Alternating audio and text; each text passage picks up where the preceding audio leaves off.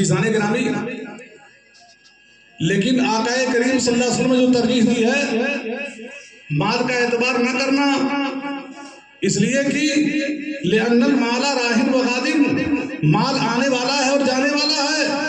پتہ چلا مال کا کوئی اعتبار نہیں، حسن و جمال کا بھی اعتبار نہیں، اس لیے کہ حسن جو ہے آقا نے ایک ارشاد فرمایا اگر تم حسن کی بنیاد پر کسی سے شادی کرتے ہو تو ہو سکتا ہے عورتوں کا حسن تمہیں فریب میں مبتلا کرتا ہے۔ بے شک۔ اب پتہ چلا اونچے خاندان کی بنیاد پر بھی شادی نہیں کرنا، اس لیے کہ کہاوت ہے اونچی دکان کی پکوان۔ تفصیل میں نہ جا کر کے اتنا سمجھا اپنے مادری بھاشا میں اونچی دکان پھیکی پکوان، لیکن آقا نے جو ترجیح دی ہے فرمایا وَلِدِينِهَا، شادی کرنا دینداری کی بنیاد پر۔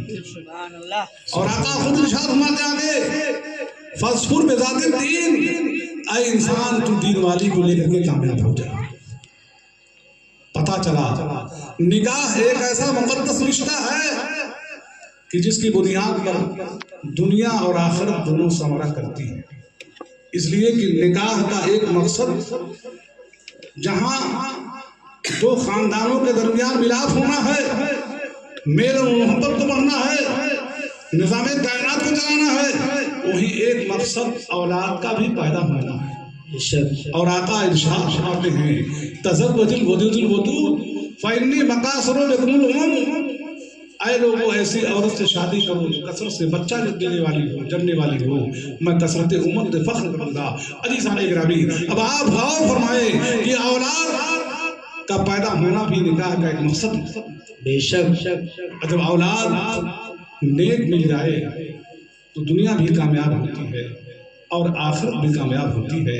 عزیزان گرامی، آپ غور فرمائیں حدیث میں آتا ہے میرے آقا ارشاد فرماتے ہیں اذا مات الانسان انقطع عنہ عمله الا من ثلاث، جب انسان مر جاتا ہے اس کا سارا عمل ختم ہو جاتا ہے الا من ثلاث، مگر تین چیزیں باقی رہتی ہیں، من صدقۃ جاریۃ، انسان یا تو صدقہ جاریہ کرے، بے شک، او علم ينتفع بها، یا ایسا علم چھوڑ جائے جس سے لوگ نفع اٹھائے، یعنی بچوں کو پڑھائے یا کتابیں لکھ جائے، دنیا سے رخصت ہو جائے گا، لوگ پڑھتے رہیں گے، ثواب ملتا رہے گا، او ولد صالح يدعو له، یا انسان نیک اولاد چھوڑ جائے جو اس کے لیے دعائیں مغفرت کرے۔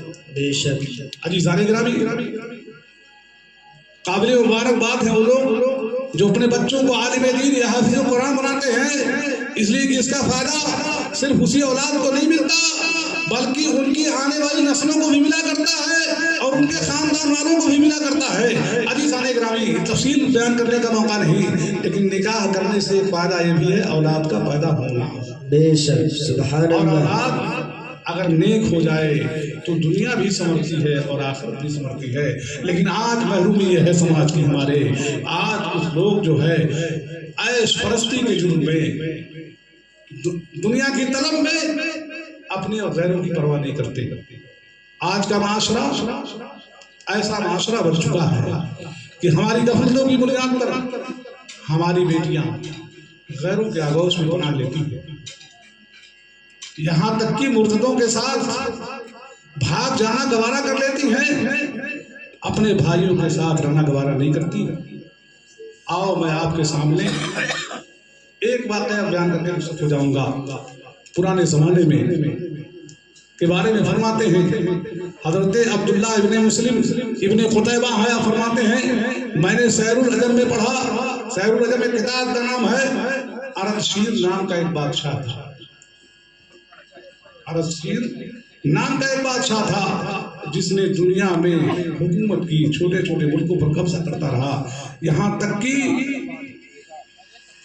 سیرینیا ایک ملک کا نام ہے، اس ملک پر اس نے قبضہ کرنا چاہا تو اپنی فوجوں کو بھیجا، محل اتنا مضبوط تھا، چاروں طرف گشت لگاتا، اندر جانے کی کوئی صورت نظر نہیں آتی۔ ٹہل رہا تھا ایک دن، شہزادی بھی شاہی محل پہ چڑھی ہوئی تھی، اس نے بادشاہ کی خوبصورتی کو دیکھا، اس کے لشکر کو دیکھا، اس پر فریفتہ ہو جاتی ہے اور تیر پر ایک خط لکھا، کہا بادشاہ اگر تم مجھ سے وعدہ کر لے کہ ملک فتح ہونے کے بعد تم مجھ سے شادی کر لے گا تو میں خفیہ راستہ بتا دیتی ہوں، تو ملک پہ قابض ہو جائے گا۔ تیر پر لکھ کر کے لپیٹ کر کے پھینک دیا۔ بادشاہ نے خط کو پڑھا، خط پڑھنے کے بعد جو ہے جواب لکھا اور تیر کو دوبارہ شاہی محل پہ پھینک دیا۔ کہا اے شہزادی، میں وعدہ کرتا ہوں اگر تو نے جو ہے محل کو فتح کرا دیا، ملک کو فتح کرا دیا، تو میں تجھ سے شادی کر لوں گا۔ بالآخر خفیہ راستہ بتا دیتا ہے، بتانے کے بعد جو ہے فوج داخل ہو جاتی ہے، اس کے بعد کو قتل کر دیا جاتا ہے، فوجی مار ڈالے جاتے ہیں، ملک پہ قبضہ ہو جاتا ہے، اور اس کے بعد رسم و رواج کے مطابق، وعدے کے مطابق بادشاہ شادی کر شادی ہو جاتی ہے۔ ایک دن شہزادی سوئی ہوئی ہے، رات کو اسے نیند نہیں آ رہی تھی۔ بادشاہ نے پوچھا تو رو کیوں رہی ہے، تجھے نیند کیوں نہیں آ رہی ہے؟ کہا مجھے ایسا محسوس ہوتا ہے کہ بستر کے اندر کوئی چیز ہے جس کی مجھے چبھن محسوس ہو رہی ہے، اسی بنیاد پر مجھے نیند نہیں آ رہی ہے۔ بالآخر بادشاہ نے بستر کو دیکھا تو کیا دیکھا، چند دھاگے اکٹھا ہو گئے ہیں اور وہ چند دھاگے اس کو چبھ رہے ہیں، اسی بنیاد پر اسے نیند نہیں آ رہی ہے۔ بادشاہ نے کہا تیرا جسم تو اتنا نرم و نازک ہے، یہ چند دھاگے اکٹھا ہو چکے ہیں اور یہ جو تجھے چبھ رہے ہیں، اسی بنیاد پر تجھے نیند نہیں آ رہی ہے، بتا تیرا باپ کیا کھلایا کرتا تھا؟ فرمایا میرا باپ مجھے مکھن کھلایا کرتا تھا، میرا باپ مجھے چڑیوں کا مغز کھلایا کرتا تھا، میرا باپ مجھے چڑیوں کا گوشت کھلایا کرتا تھا، میرا باپ مجھے شہد کھلایا کرتا تھا۔ تو کہا ہے مکار عورت، جس باپ نے اپنے ناز و نعمت سے پالا اور تیرے ساتھ ایسی پرورش فرمائی، ایسی محبت فرمائی کہ شاید دنیا میں کسی دوسرے انسان نے نہ کی ہوگی، تو نے اس کے ساتھ غداری کر دی، یعنی تو نے ملک جو ہے دوسرے کے قبضے میں دے دیا، تو کیا میں تجھ سے وفا کی امید رکھوں؟ تو میرے ساتھ وفاداری نہیں کر سکتی۔ اس نے جو ہے گھوڑے بلوائے اور گھوڑے بلوانے کے بعد جو ہے اس کے بالوں کو گھوڑے کی دم کے ساتھ باندھ دیا اور مخالف سر میں دوڑا دیا۔ شہزادی کا جسم دو ٹکڑے ہو گیا۔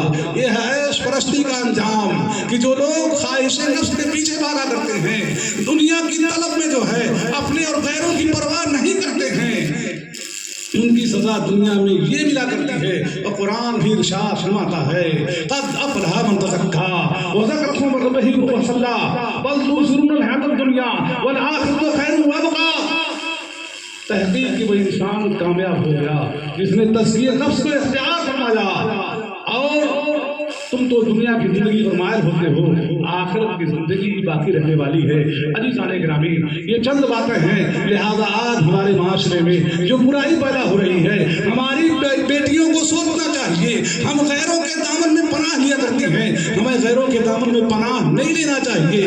اسلام نے اعجاز دیا ہے، اگر ہم اسلام پر ہم مسلمان عمل کریں تو دنیا میں بھی کامیاب ہوں گے اور آخرت میں بھی کامیاب ہوں گے۔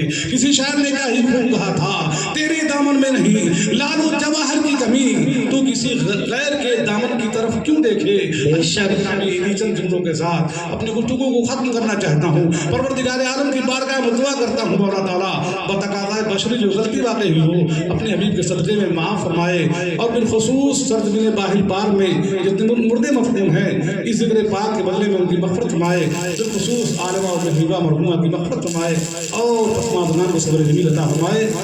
استغفر اللہ رب العالمین و اتوب الیہ وما توفیق الا باللہ وآخر دعوانا الحمد للہ رب العالمین۔